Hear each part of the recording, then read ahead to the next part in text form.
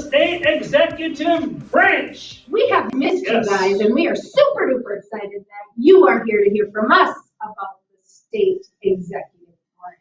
And that would be the Executive branch is the governor. governor.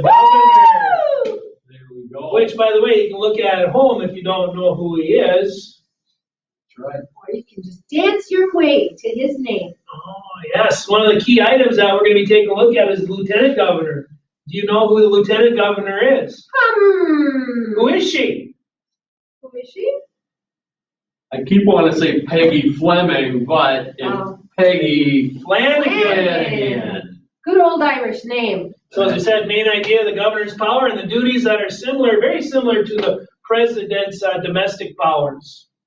Right. But one of the big differences between a state or a state governor and a president is a governor will get into what's called a line item veto. That's a power the president does not have, and we'll get into that in a little bit. All right, let's roll with it. So roles of the governor. He is our chief executive. He's kind of like a president of our state, right? Same type of role. The chief executive branch is the enforcement branch.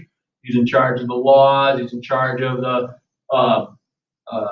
court systems and whatnot. Well, so I back that one up. Sorry, choke, cut. All right. It's all good. It's all good. We love you. But I was going to say the state militia and the National Guard, which has just recently been called out to help with distribution of medical supplies.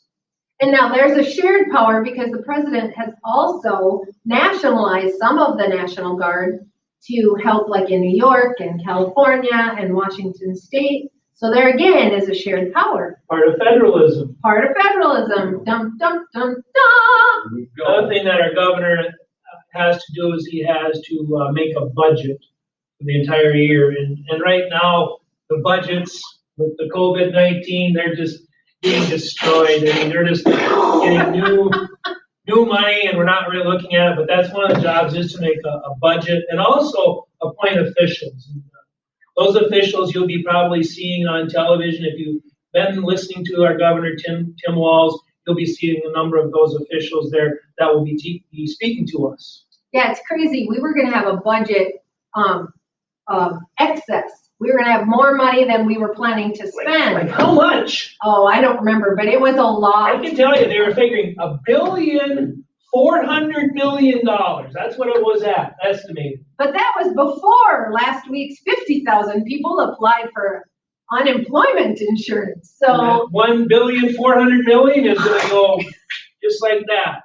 So yeah. Good to have a rainy day fund. Yes, it We is. were lucky. We were lucky. Very lucky.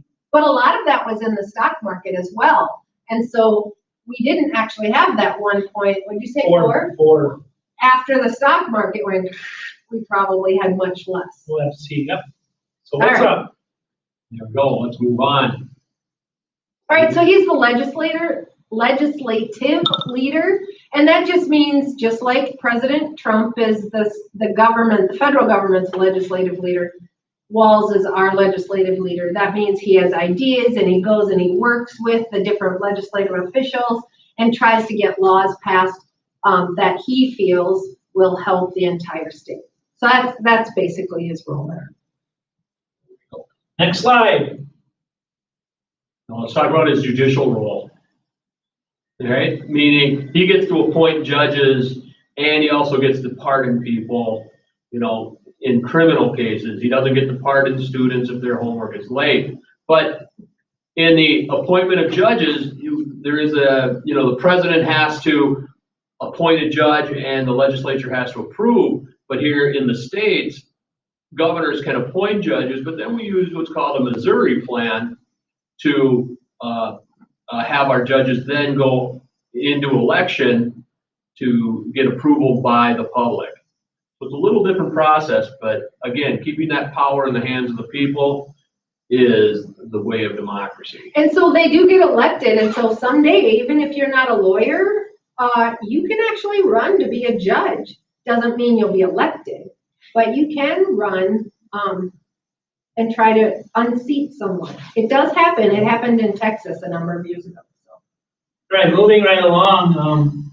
just like the president has assistants or helpers or agencies, the state also has executive agencies. And each state has a multitude of agencies and departments to help sure that the state runs very smoothly. And so if you've been listening to any of the press conferences, you've probably heard the head of the Department of Health. She's done an amazing job. She's very eloquent. Right? That's her. Yeah. And then Department of Education. Department of Education. She's also done a great job. Who's the tall, thin guy? What department is he? Business. He's the business economic advisor. Sorry, I don't remember all their names right off the top of my head, but and we're not going to expect you either at home to know all of them. So. no, but you know the governor's going to speak here Yeah. shortly, so you could watch and see who they are.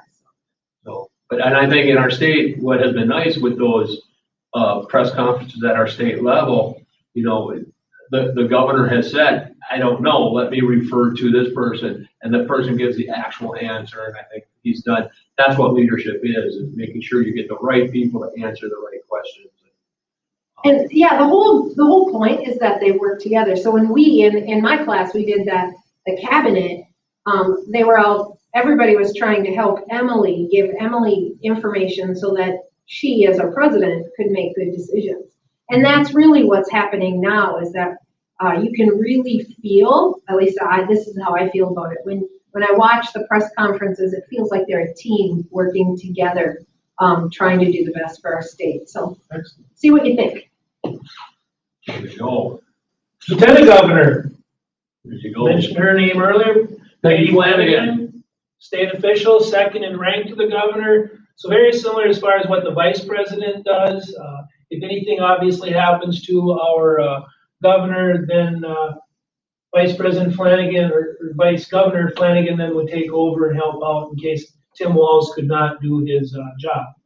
And the lieutenant governor is often chosen, it's someone who is kind of behind the scenes kind of person, very involved in the government, very involved in politics, but not very well known. Tina Smith, one of our senators, was the lieutenant governor under Dayton. And because she rose to that level, she actually was chosen to become our senator. And then she was elected into that position. So you kind of grow, it's kind of a growing role. There we go. All right.